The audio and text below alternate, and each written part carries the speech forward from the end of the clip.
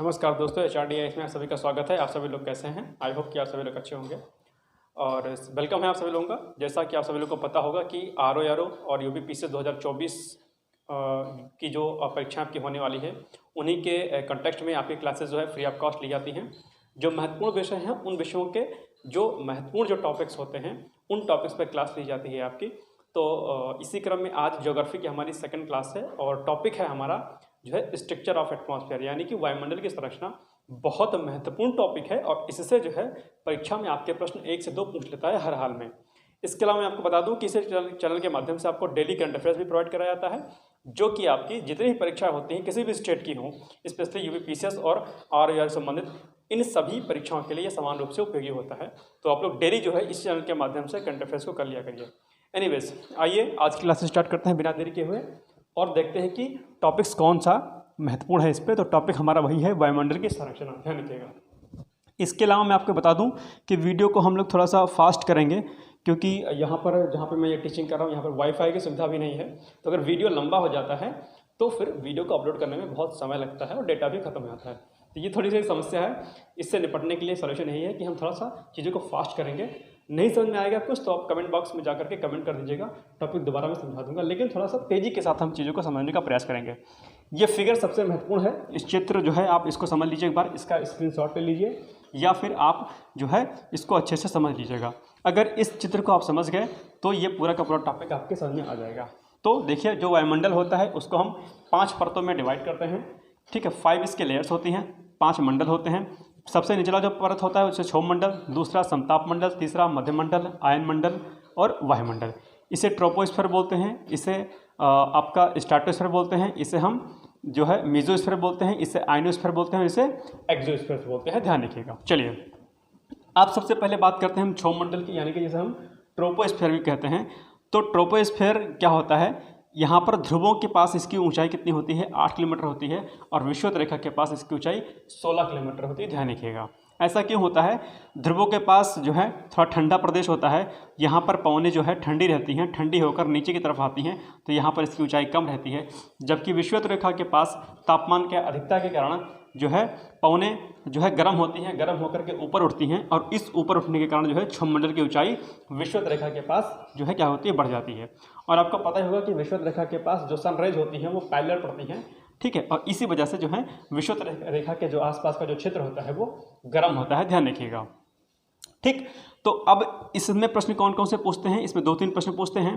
पहला प्रश्न तो इसमें यही हो जाता है कि मौसम संबंधी गतिविधियां किसमें होती हैं? तो क्षोभ मंडल में मौसम संबंधी सारी गतिविधियां होती हैं। कोहरा का बनना, बारिश का होना, बादल का बनना, जितनी मौसम संबंधी घटनाएं घटित होती हैं वो क्षोभ मंडल में आपकी घटित होती हैं। ध्यान रखिएगा, पर्वत, पहाड़, झील, झरना जो भी प्रेजेंट होता है वो आपके इसी क्षोभ मंडल में होता है। ध्यान रखिएगा, ठीक। यहाँ पर क्या होता है? एक महत्वपूर्ण बात होती है, जहाँ जो प्रश्न आपसे परीक्षा में पूछ लेता है कि यहाँ पर जो है प्रति 165 मीटर की ऊंचाई पर, यानी कि हम ऊंचाई की तरफ जब बढ़ेंगे 165 मीटर की ऊंचाई पर, तो वहाँ पर 1 टेम्परेचर डिग्री में क्या होती है? कमी आती है।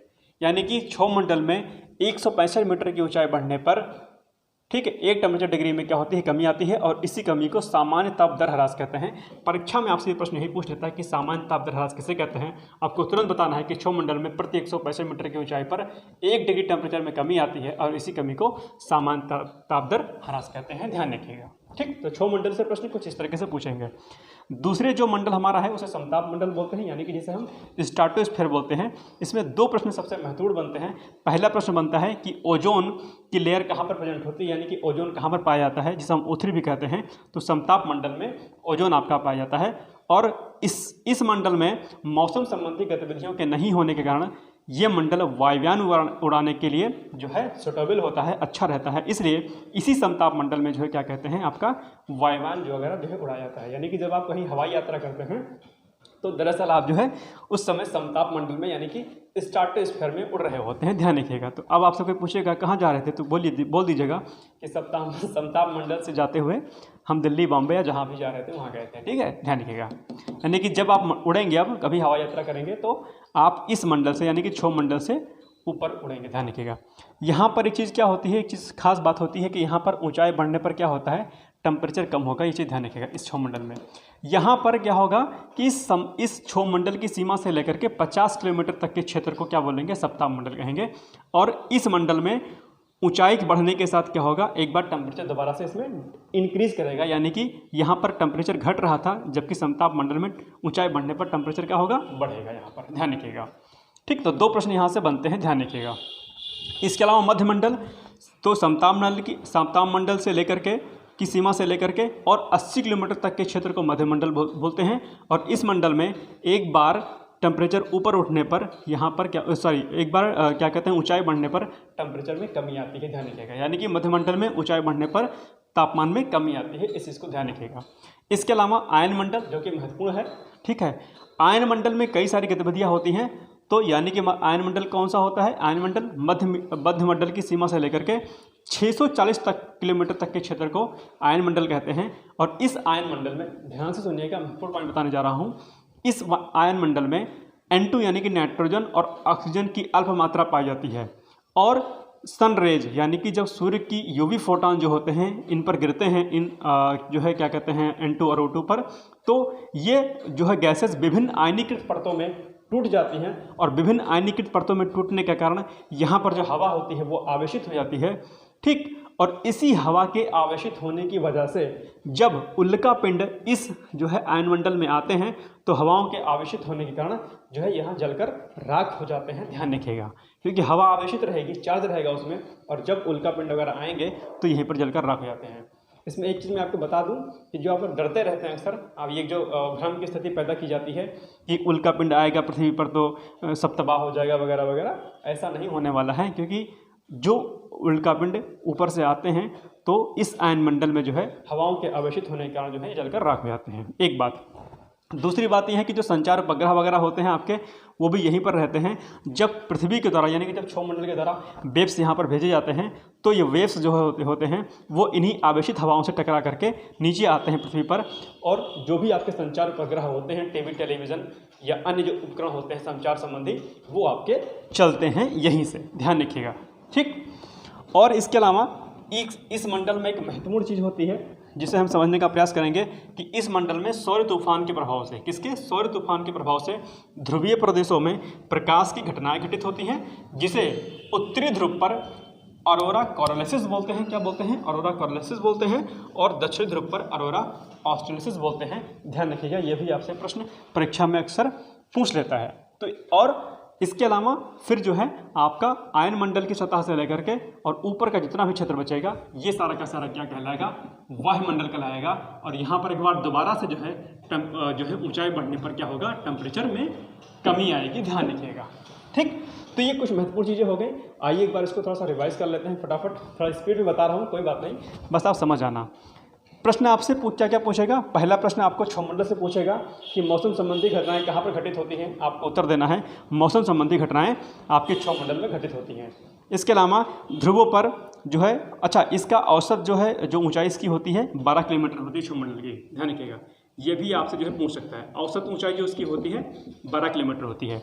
क्षोभमंडल ध्रुवों पर इसकी ऊंचाई 8 किलोमीटर होती है, विषुवत रेखा के पास 16 किलोमीटर होता है। ऐसा क्यों होता है, ध्रुवीय प्रदेश ठंडे होते हैं, ठंडे होने के कारण यहाँ की जो हवाएं होंगी क्या होंगी, भारी होंगी, नीची होंगी, तो नीचे होने के कारण इसकी सीमा में कमी आएगी और इसकी ऊंचाई घट जाएगी। जबकि वहीं दूसरी ओर विषुवत रेखा के पास जो है यहाँ पर ये गर्मी होती है, गर्म होने के कारण जो है पवनें क्या होती हैं, हल्की होती हैं, और हल्की होकर ऊपर उठेंगी, तो ऊपर उठने के कारण यहाँ की सीमा की जो ऊंचाई है क्षोभमंडल की बढ़ जाती है। इसके अलावा समताप मंडल पर आएंगे। समताप मंडल को हम जो है ओजोनोस्फीयर भी बोलते हैं, यानी कि ओजोन मंडल भी बोलते हैं। ओजोन मंडल क्यों बोलते हैं, क्योंकि यहाँ पर O3 यानी कि ओजोन पाई जाती है, और ये यहाँ पर मौसम संबंधी गतिविधियाँ नहीं होने के कारण ये जो है समताप मंडल वायुयान उड़ाने के लिए इम्पॉर्टेंट होता है। तो पूछ सकता है प्रश्न में प्रश्न कि O3 कहाँ पर पाया जाता है, समताप मंडल में, वायुयान कहाँ पर उड़ाया जाता है, समताप मंडल में, ध्यान रखिएगा। इसके अलावा जो है मध्यमंडल यानी कि समताप मंडल की सीमा से लेकर के 80 किलोमीटर तक के क्षेत्र को मध्यमंडल बोलते हैं। और यहाँ पर तो एक बार ऊंचाई बढ़ने पर टेम्परेचर में क्या होती है, डिक्रीज होता है, कमी आती है, ध्यान रखिएगा। इसके अलावा मध्यमंडल की सीमा से लेकर के 640 किलोमीटर तक के क्षेत्र को क्या बोलते हैं, आयन मंडल बोलते हैं। आयन मंडल में अल्प मात्रा में N2 और O2 प्रेजेंट होता है। इस N2 और O2 पर जब सन रेज यानी कि यूवी फोटोन जब पड़ते हैं तो ये प्लेटें, ये जो गैसें जो हैं विभिन्न प्रकार की आयनीकृत प्लेटों में टूट जाती हैं। विभिन्न आयनीकृत परतों में टूटने के कारण यहाँ की हवा आवेशित हो जाती है। इस हवाओं के आवेशित होने के कारण जब उल्कापिंड इस क्षेत्र में प्रवेश करते हैं तो ये जलकर राख हो जाते हैं। इसके अलावा हवाओं के आयनीकृत होने के कारण जब पृथ्वी द्वारा कोई वेव्स भेजी जाती है तो वेव्स इन आवेशित हवाओं से जो है टकरा करके नीचे आते हैं और आपके जो भी संचार उपग्रह होते हैं आपके पृथ्वी पर वो चलते हैं, ध्यान रखिएगा। इसके अलावा जो है हमने इस ध्रुव पर अरोरा कोलरेसिस, उत्तरी ध्रुव पर और दक्षिणी ध्रुव पर जो है ऑरेला ऑस्ट्रेलिसिस प्रक्रियाएं भी यहीं पर संपन्न होती हैं, ध्यान रखिएगा। तो ये कुछ महत्वपूर्ण की पॉइंट थे। आई थिंक आपको ये टॉपिक समझ में आया होगा। थोड़ा मैंने फास्ट बताया, क्यों फास्ट बताया, मैंने रीजन बता दिया कि वाईफाई की सुविधा नहीं है, वीडियो मुझे लंबा अपलोड करने में बहुत दिक्कत होती है, डेटा सारा खत्म हो जाता है। प्लीज़ इस बात को मेरी समझिएगा। अगर वाईफाई वगैरह आ गया इस फील्ड में हमारे जहाँ पर मैं टीचिंग कर रहा हूँ तो आपको फिर डिटेल्स में चीज़ें बताई जाएंगी, लेकिन जितनी मैंने बता दी हैं इतना ही प्रश्न इस जो है आपके स्ट्रक्चर ऑफ जो है एटमॉस्फेयर यानी कि वायुमंडल की संरचना से पूछते हैं, इसके अलावा नहीं पूछते हैं। सामान्य ताप दर ह्रास पूछते हैं, अक्सर परीक्षा में प्रश्न पूछता है कि प्रति 165 मीटर की ऊंचाई प्रति 165 मीटर की ऊंचाई पर 1 डिग्री टेम्परेचर में कमी आती है और इसी कमी को सामान्य ताप दर ह्रास कहते हैं, ध्यान रखिएगा। ठीक, चलिए फिर आई थिंक आपको चीज़ें समझ में आ गई होंगी। कोई दिक्कत अगर नहीं होगी तो प्लीज़ कमेंट बॉक्स में जाकर कमेंट कर दीजिएगा, उस टॉपिक को या इस पर्टिकुलर बिंदु को मैं दोबारा से समझा दूंगा। Okay, thank you so much. मिलते हैं फिर कल एक नए सेशन के साथ, तब तक के लिए जय हिंद, जय भारत।